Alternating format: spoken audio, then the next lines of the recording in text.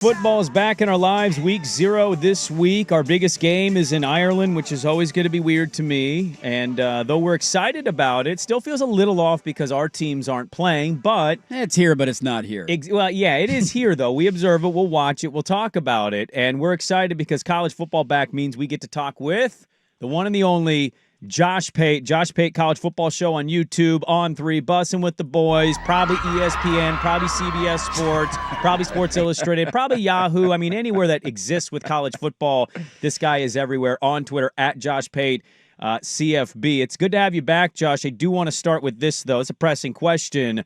What would Meemaw say about a grandbaby going from working man to private jet life? Just make sure you're in church on Sunday. That's all Mimo would really care about. So we are good. I don't really think she would even have a passing interest in all the others. Just make sure your room's clean. I'll see you Sunday morning. And also, are you going to be at Thanksgiving this year? Those would be the 3 big ones. Okay. They'd probably say, hey, can I get a ride in this PJ too? This looks badass, man. Take me to State College Mimo on with a you. private jet? Hell yeah, dude. I want to go up and watch Penn State practice. Now, you were in Eugene. It's all a blur for me. Was that last week you were in Eugene? Last Friday, right? That's a great question. I think it was last Friday, yes. Okay. And then we were in Alabama the next day, so that really ran together. Yeah, I was like, I remember watching the Instagram stories. I'm like, oh, look at that. He's in Eugene. Well, okay. He's already in Tuscaloosa. That was quick. How much of what you saw are you under embargo and not allowed to talk about in Eugene? Only like 80%. So if you just happen to ask a 20% question, I'll be fine. Look, if you ask a question and it's just silence, you know that you treaded too heavily. Okay, we'll see if we can stay on the right side of the line here. The whispers in the wind that I get, now it's shut down to little peons like us. We're not allowed in. But the whispers in the wind that I hear is that they are very excited and think that maybe this is the deepest, while inexperienced, most talented roster that they've had under Dan Lanning in Eugene. Was that your takeaway being down there? Yes, it is. I think it's their most talented team. I think it is quality-wise their deepest team. The reason I use quality as a qualifier there, not 2 words I've ever used back-to-back, but the reason I did that is because you're right. It's unproven depth. I also think maybe you could look at the wide receiver position. DeCorian Moore is going to check out. He'll be a stud. No one will have many doubts about him. I don't have doubts about Dante Moore either, for the record, at quarterback. I watched them throw. I watched him in live action. He's fine. He's good.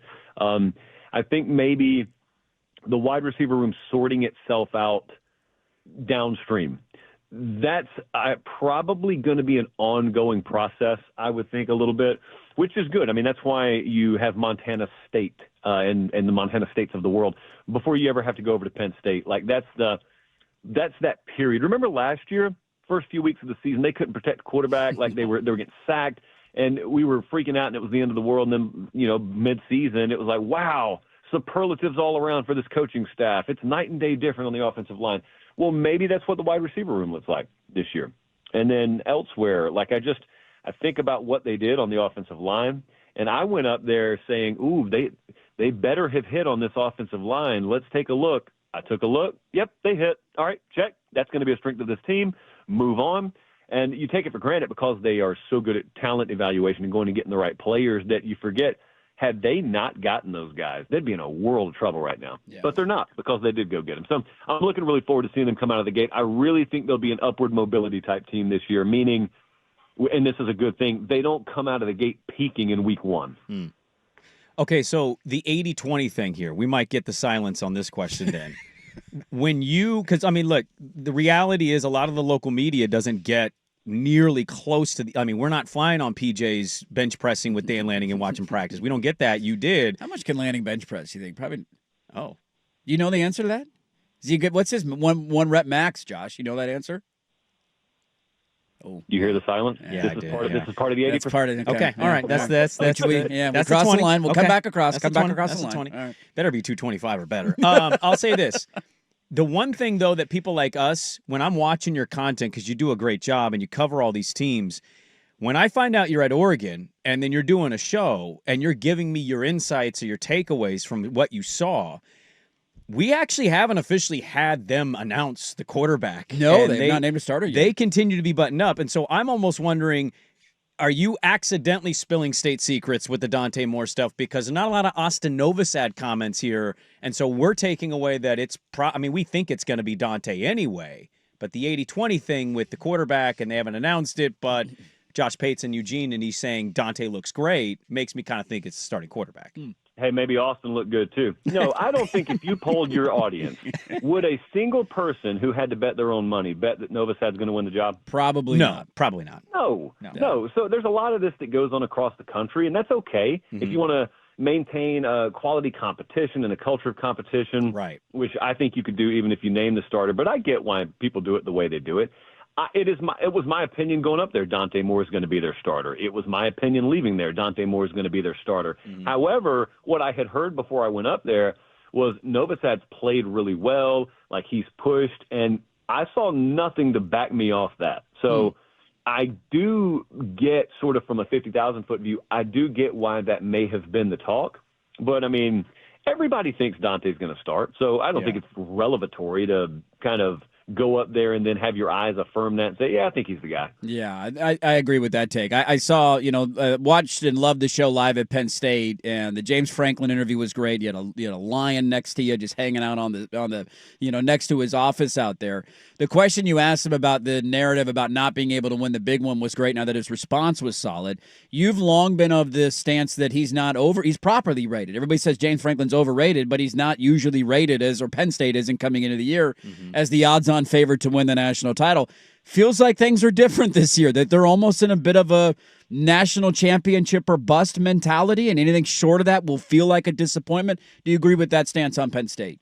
I do agree with it. I think it's the first time that you will have said that and I will have agreed with that because the dynamics have changed. Number one, their dynamics are such that they're as close to the top rung of the ladder of potential at Penn State as I've ever seen them under Franklin. And part two is a lot of uncertainty elsewhere.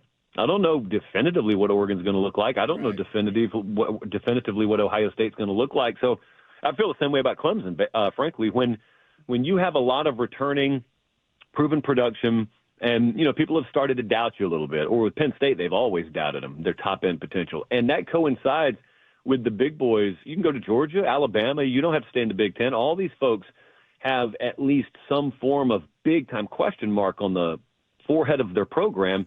Then yeah, a lot should be expected of you. And the thing that I gathered going up there is they haven't shied away from that. I mean, he leans right into it, and that's on the record and off the record. But the rubber on the road moment with them is, can they throw the ball to win games? They hadn't been able to. No one's had to respect them doing it.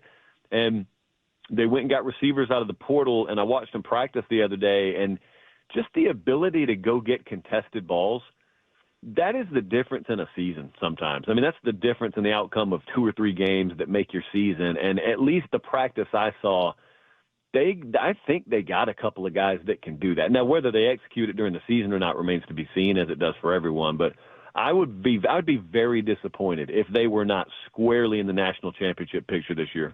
Josh Pate's our guest on Twitter at Josh Pate CFB. Obviously, the host of the Josh Pate College Football Show. You find that on YouTube, multiple outlets as well. He'll have a regular with Bussin' with the Boys and a regular here with Dirt Sprague on Thursdays at around 7:40. We'll always be a little flexible if Pate's schedule changes. I know you have the JP poll, and it's controversial to many. Out here, we have something we call the Dirty Poll. My co-host Andy Dirt Johnson likes to do his top 12 projected playoff teams. And preseason picks are always kind of questionable at best, right? We haven't seen these teams play. The one that shocked me, and I'm kind of curious your thoughts because I saw your prediction show, you have Alabama winning the SEC. My co-host doesn't even have them in the playoff. He has Kansas State, Miami, Oklahoma, South Carolina, LSU, Texas, and Georgia in the playoff. Why are we so different, guys? Why do you not like Bama versus Pate's over here telling me they're going to win the SEC? Who's supposed to go first here? It sounded like it was lobbed to us and either could jump and take it. Here, let me just make my argument. It was a jump ball to start a basketball game there. I think what we're talking about is the difference in them going 10-2 and 9-3. That's really the difference. Yeah. So then they could go. I mean, Georgia won the SEC last year, going 10-2.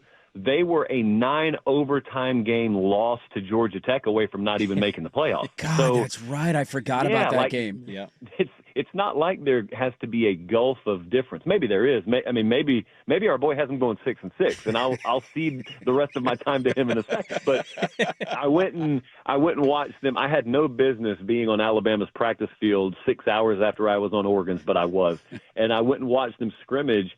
And that's a deep team, and that is a multifaceted team. Those are the ones I like, the ones where I could see you winning a game 38-35 if it's a shootout, but that's a team I could see winning 19-12. That secondary is very deep. They got really, really good, long, athletic corners. I like them a lot on the lines of scrimmage. I think they're just so complementary. They got really stud receiver room. They're just – I think last year – painfully misguided people on what the Kalen DeBoer era at Alabama is going to be. And maybe one day a documentary tells the full story of what they dealt with last year.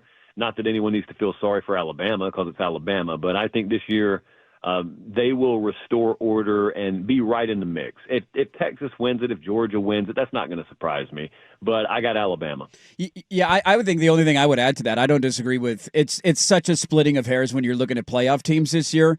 And for me, it's just about, and I don't know if you feel this way when you look at, especially Big Ten teams and SEC teams, just how the schedule breaks down and where you're going on the road and where your buys are. Like, we just did an LSU preview earlier today, and every single one of their big games, it feels like the week before there is either a bye week or a Western Kentucky mixed in there, or a, whoever the hell they're playing, that it kind of evens out for them. And Alabama, when they have to go on their first SEC games on the road at Georgia, and they might not have their starting running back in that game. So if you don't win it, then you're already under kind of a meat grinder the rest of the way. So that's the only part of it for Alabama. I think they're a definitely talented team, but question mark at quarterback and a difficulty of schedule is why I left him out.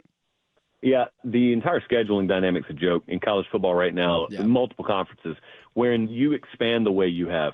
I mean, if someone's driving around, don't do this right now, but when you get to the office this morning, don't get to work. Instead, I want you to go and Google the SEC helmet grid schedule, which you should already have on your fridge anyway. But if you don't, go look at Missouri's schedule and Florida's schedule. Yes. And tell me those teams played the same sport this year.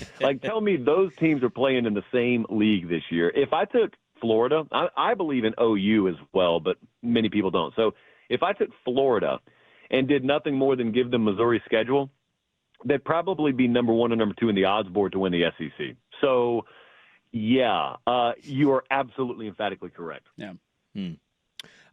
There's a lot going on in college football. I'm very excited about it. What is the thing that you haven't even got to yet about the season that you eventually will before week 1?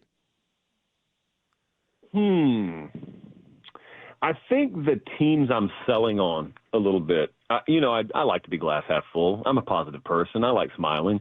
But I just think, especially in the SEC, but you could apply this nationally, there are way too many people who have a warped sense of reality. There is still this mentality that 9-3 is a bad year, and it is not. In the new world of college football, 10-2 is awesome. 9-3 is very, very solid. 8-4 is pretty good.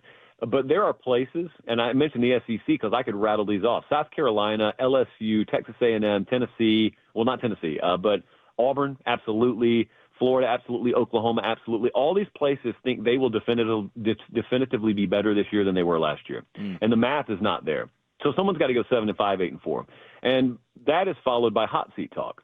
No one can afford to fire coaches right now. That's where we're going to get in the middle to the latter part of the season. Fan bases are going to be irate, and they're going to apply old school philosophy on it. And then the new school reality is going to be, we can't afford to make a move. So, I mean, look at the roster. No coaches got fired in the SEC last year. I think only like 4 coordinators changed. Everyone's staff is back, not because they're great all of a sudden, but because they can't afford to fire them.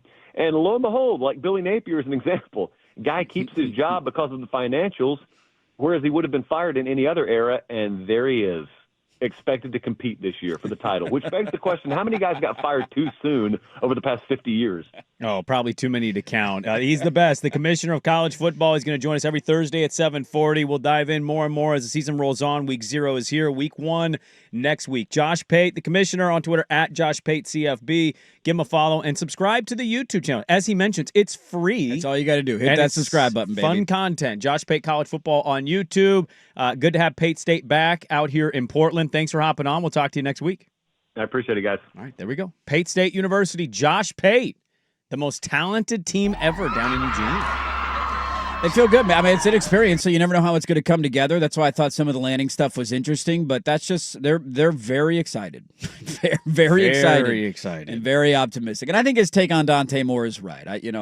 We would be surprised if Nova Sad were to win that job at this point, whether or not a starter has been named. You're not wrong. I also heard an update with Jeff Rust citing Pete Nakos, who's saying Malik Murphy's the starting quarterback. And I'm like, I thought we all knew that. that was I a thought given. we all knew that. I thought that was the only thing that was interesting out of we need a Pete Thamel to announce. I know. I mean, Will Stein had a quote yesterday, 2 days ago in his press conference where he said we're closing in on, whether that's 2 days, week. They probably want a week out before they announce I'd imagine something will be publicly known if the team doesn't already know. Like, it will start trickling out soon. I know it's inexperienced, and I know we got landing audio. When you say things like it's the most talented team, you are internally, you're raising the bar. The bar is not like, hey, we had an 8-4 year and that's okay. Like that, it changes kind of conversations and takeaways during season. So good stuff there from Josh Pate on some college football. We'll have him every Thursday at 7:40. He's got a great show, and we're big fans of him. So he'll join us every Thursday, 7:40.